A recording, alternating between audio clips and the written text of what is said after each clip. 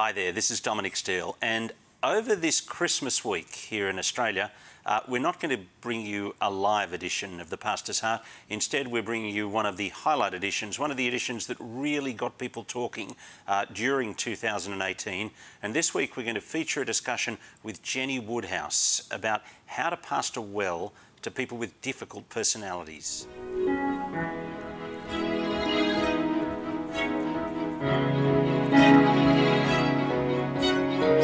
Today, we're talking really about what Albert Bernstein calls emotional vampires, pastoring difficult personalities in Christian ministry, and how do I, as a senior pastor, express the love of Jesus to different personality types, the narcissist, the histrionic, the paranoid personality disorder, the OCD, both types, the psychopath, or the person with borderline personality disorder.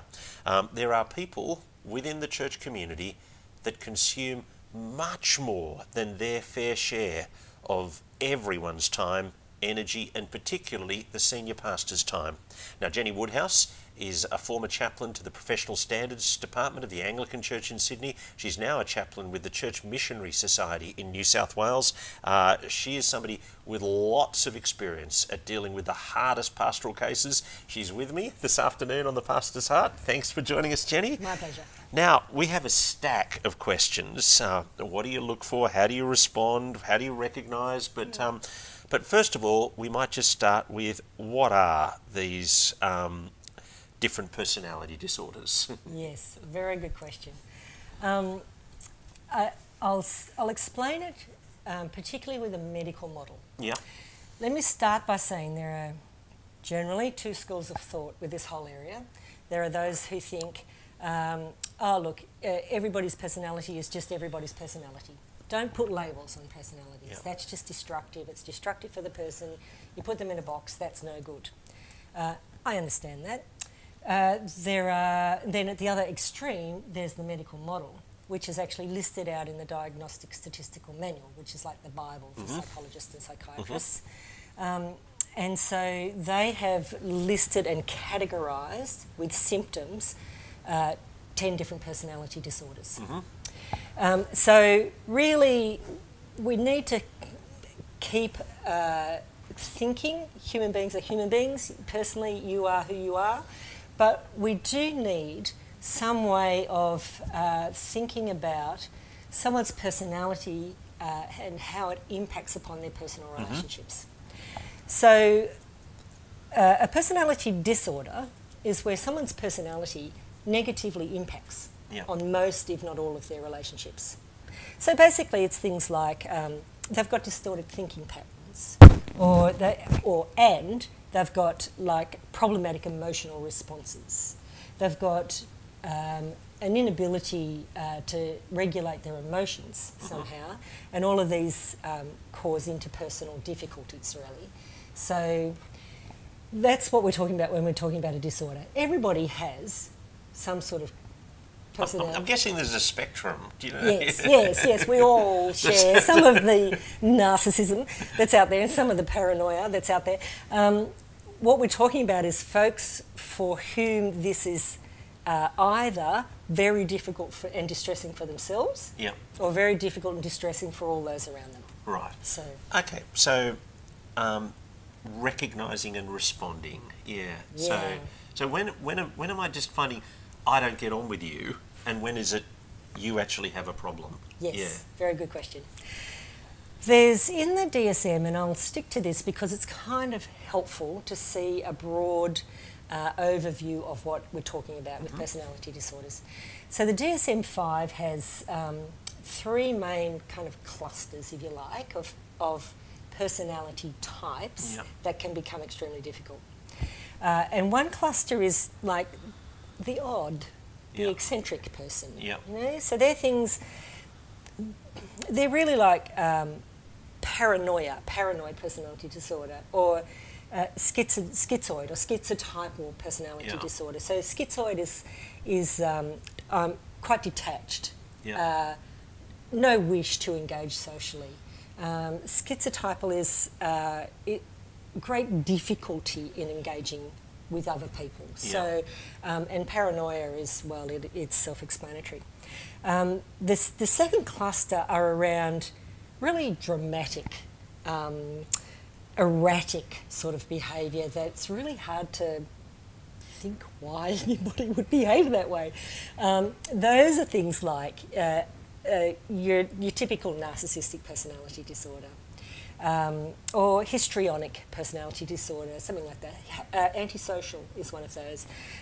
Borderline personality disorder is another one, but it's quite different. So we're going to put borderline personality to one side just for now.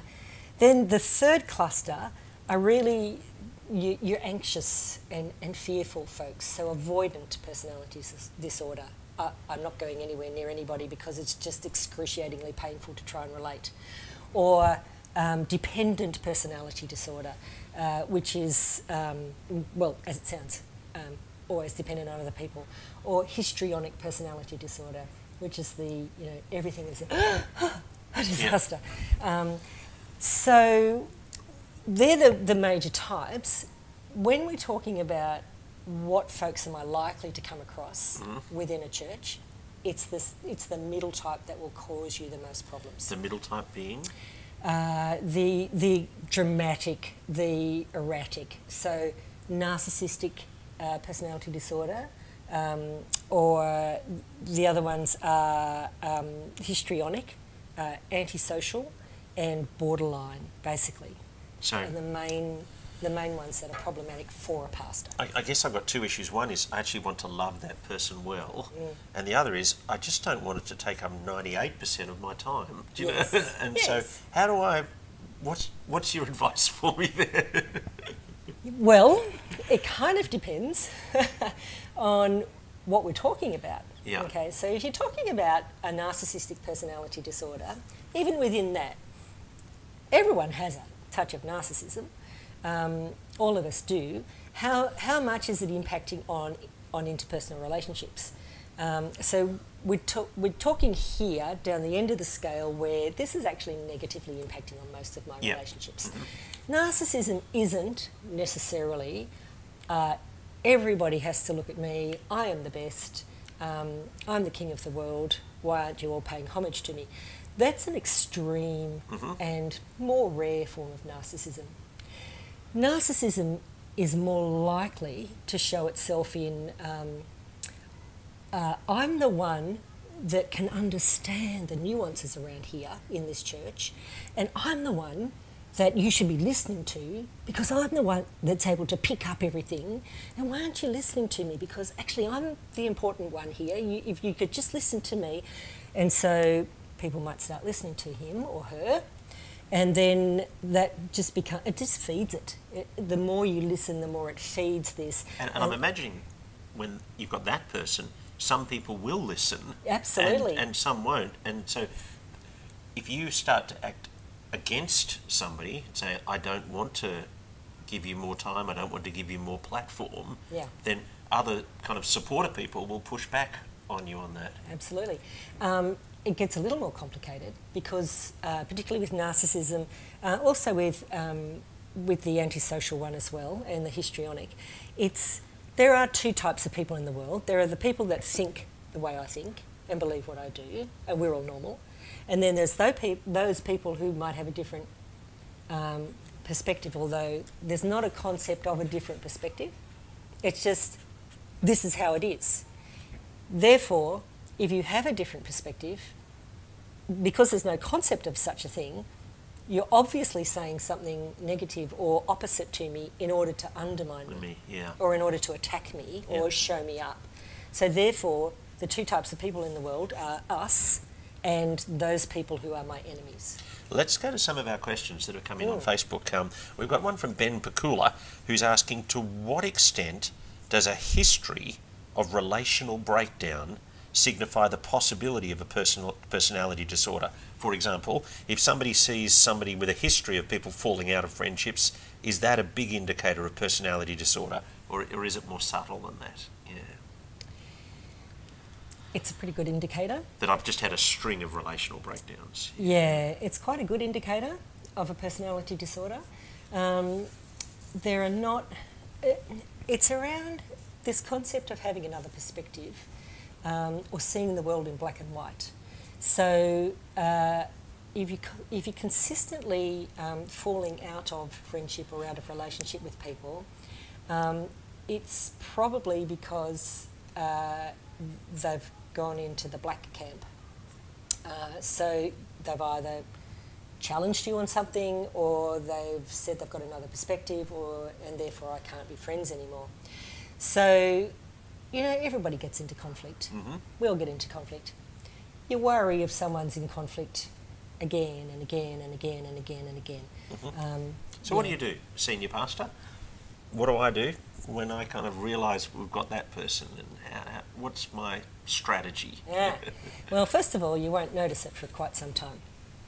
So it usually takes, 12 months, sometimes up to 2 years for anybody. So someone comes into your church and they'll be lovely.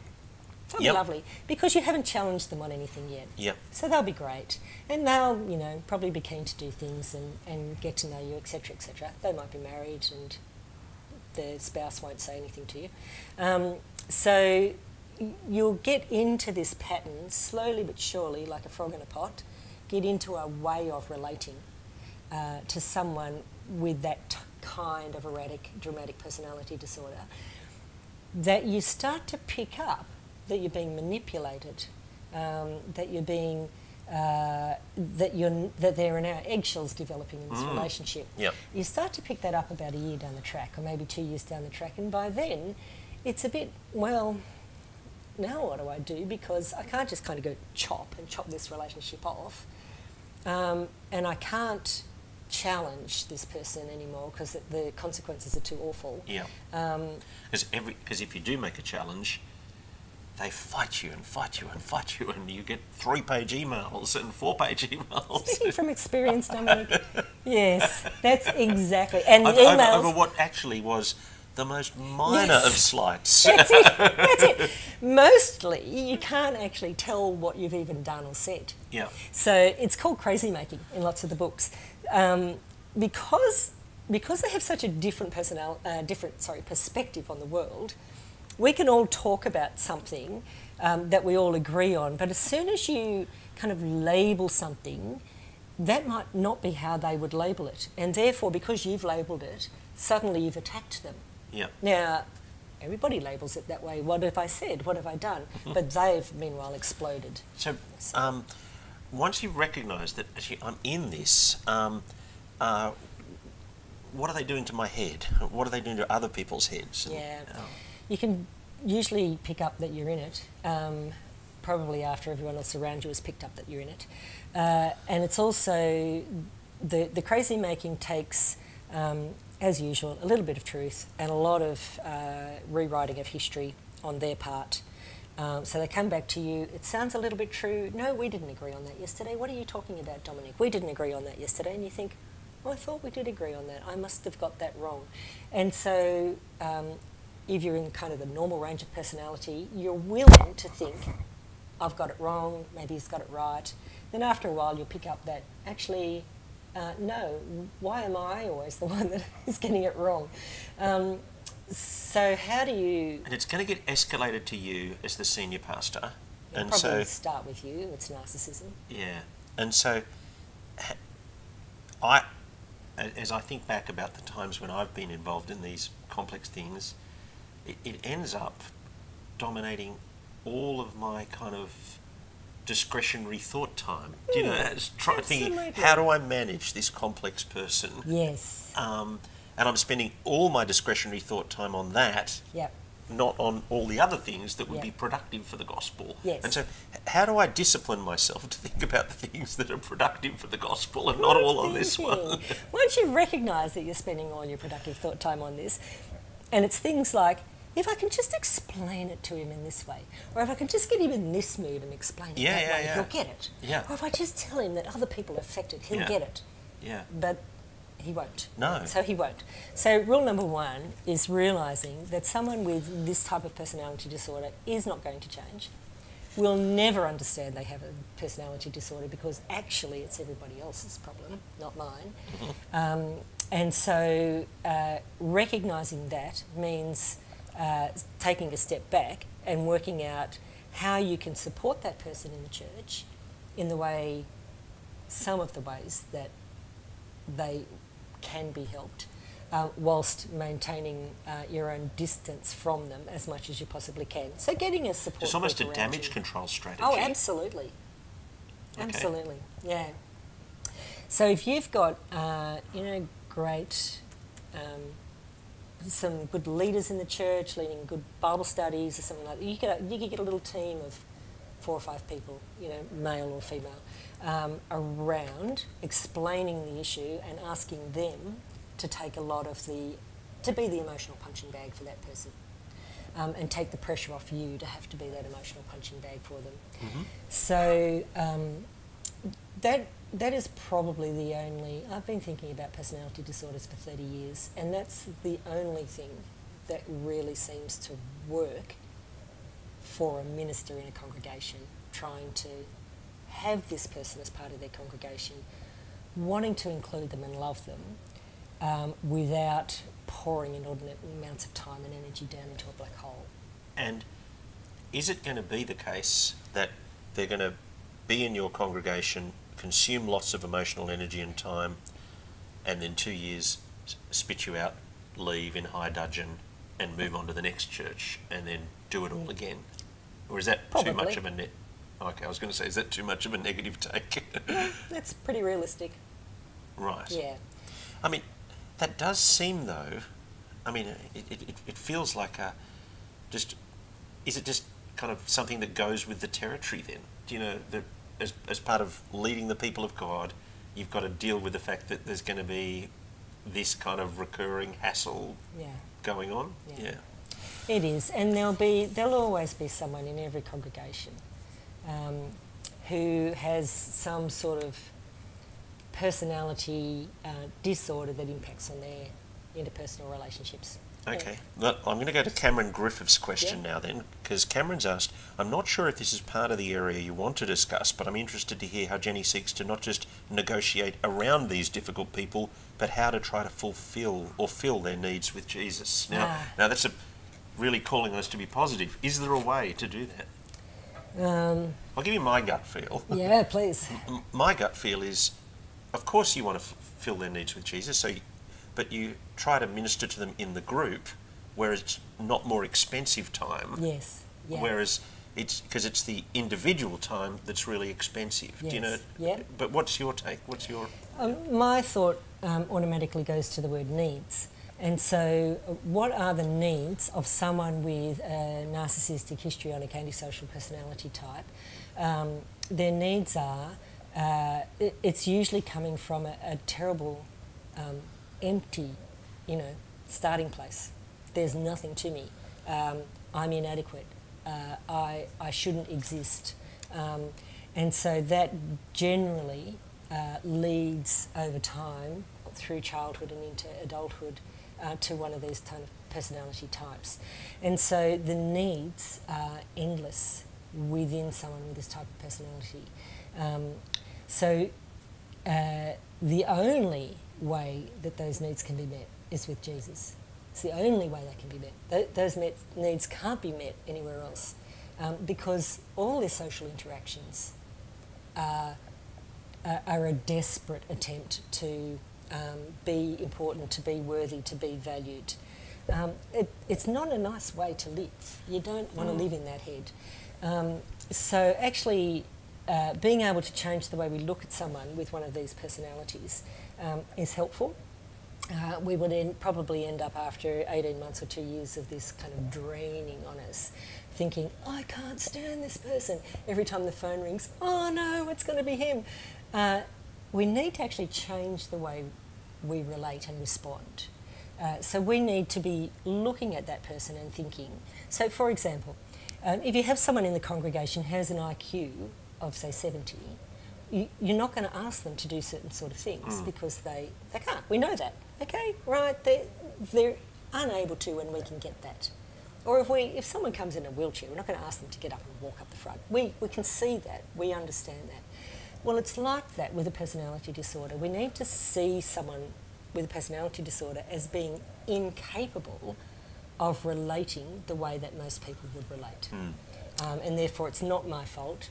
They're not attacking me personally. I wouldn't want to live in your head. How can we get a team of people around you to kind of do it? I've got a couple more that I'm going to give you. Yep. Mark Short has asked, what does sanctification look like for the person with a personality disorder?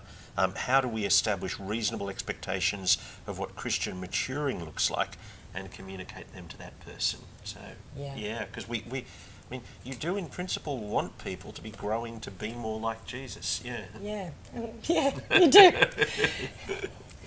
It's the question. It's the question that nobody can answer.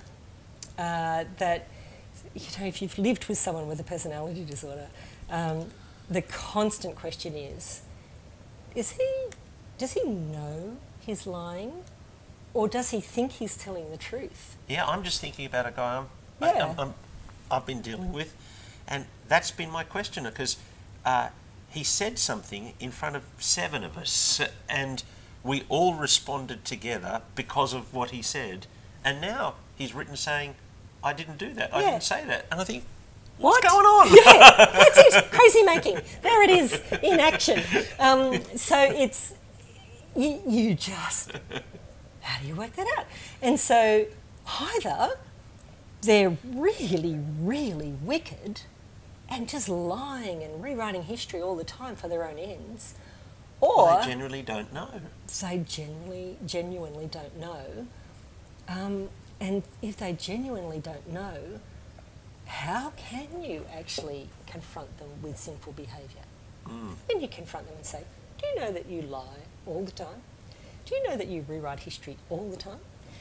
Do you know that you ascribe motives to people all the time? And I would know that I shouldn't say all the time to somebody. I'm supposed to say, when this happened, yes, that was, and not make the generalisation. Yes, yeah. And you can say that to someone with a personality disorder like this. When this happened, then that's what, and they will say, no, I didn't. And you then get, okay. Yeah. Martin Scott Kemp has asked, important question, thanks for putting it on the agenda. It's also worth asking, what can realistically be done when you suspect the pastor has a personality disorder? So, I mean, have you been in those kind of situations where it's actually been the pastor with the problem? Yes, once or twice. So it depends. It depends if we're talking Sydney Anglicans, Anglican Diocese of Sydney, very little can be done.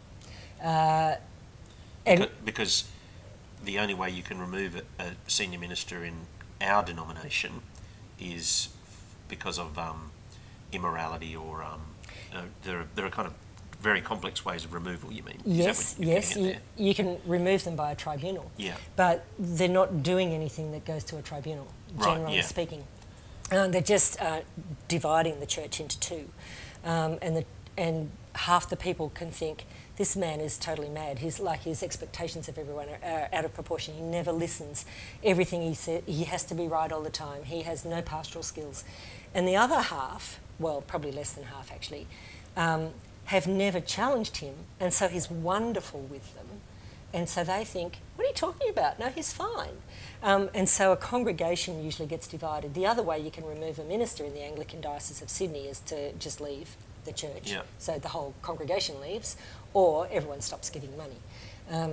They're the only two ways you can do something about it. And so in my... So have you I mean, I've not gone through the process of thinking about individuals where this has been the case, but it sounds like you have. And when you've observed those churches, what's happened? You think what's happened is they've kind of stalled for a while, and then the blokes eventually left, or?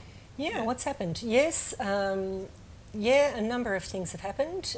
Usually the congregation, either a big slab of people leave, and the bishop comes in to think, well, what's going on? Why is this happening? I mean, obviously the bishop's been involved all along, but Now they're actually walking out of the church. And so it just becomes a divided church. He will get left with the rest of the congregation, and often that will dwindle down, so he will leave because, it's not working for him anymore, or I'm not really sure, or he doesn't have the bishop's confidence anymore.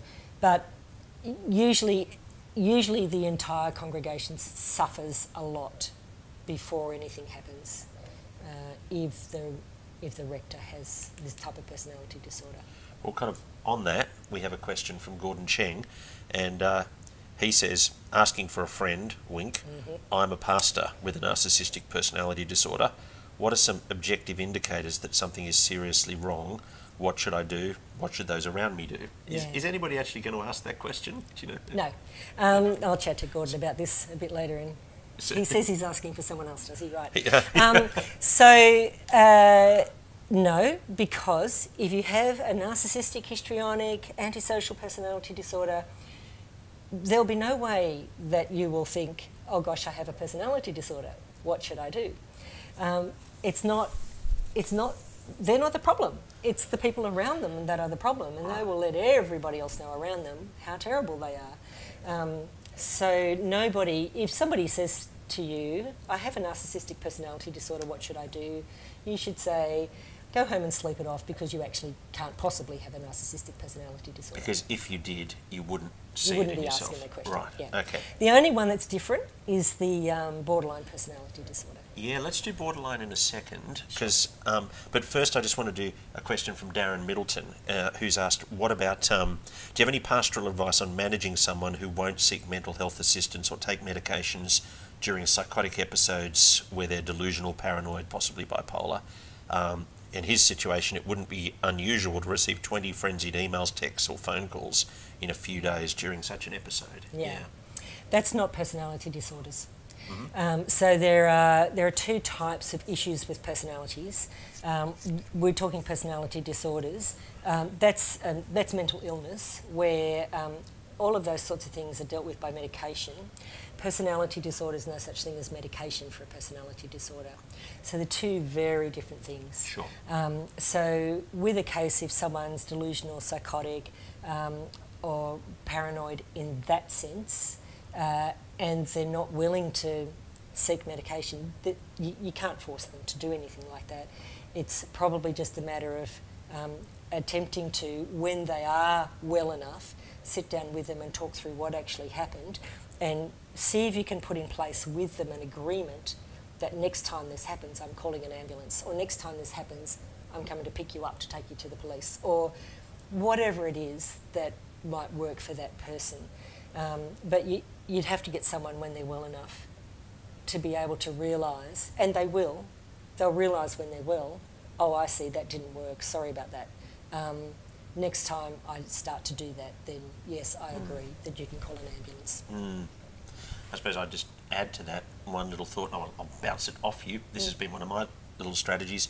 When I'm in the conversation with somebody and they're suggesting drastic things, I say, well, let's just see if you think that for 3 weeks, and rather than get into the big debate over whether or not we should go in that direction, let's just see if you think that for 3 weeks, and then I don't have to get so explore all the issues. Oh, the nitty gritty of all the different, absolutely. Little caveat, except if they're talking suicidality. Yeah, of course, And then you ring an ambulance. Yeah. Straight away. Next one, you said borderline personality is different a couple of times. How's it different? What's the issues there? Yeah. So borderline personality disorder does not mean it's on the border of a personality disorder or not. It was actually first recognised in the 1950s when there were two types of mental illness. You could have psychosis and neurosis, and it kind of fitted both, and so they put it on the border between psychosis and neurosis. So that's why it's called borderline. It often develops from a traumatic childhood experience, something like sexual assault in childhood, or attachment issues in childhood. If there's difficulties or disruption in attachment, so then someone who has suffered that and then has a personality or has the genetic makeup that will head down that route of personality disorder and thinking patterns, then that will start to develop, particularly through adolescence and into early adulthood. And it's really emotional dysregulation is the really big thing for borderline personality disorder. And there are a couple of other things as well, which we haven't got time to go into. But you can certainly pick up emotional dysregulation fairly quickly. So it's just, you say something, you've no idea what you've said, and they've just exploded out of all proportion. Yeah. Someone with borderline personality disorder can recognise that the dysfunctionality, it's about attachment, you see. So someone with borderline personality disorder is terrified that you're going to leave them. Yeah. So if I become friends with you and I start to think, oh, you're going to leave me, I'm more likely to do a preemptive strike and stab you in the back than to let you just leave me. Yeah. And I will more likely explode and just out of all proportion. And it also goes with self-harming. So you've got this little cluster of symptoms here, and you've got borderline. Most people with borderline personality disorder recognise that their personality is impacting on all their relationships.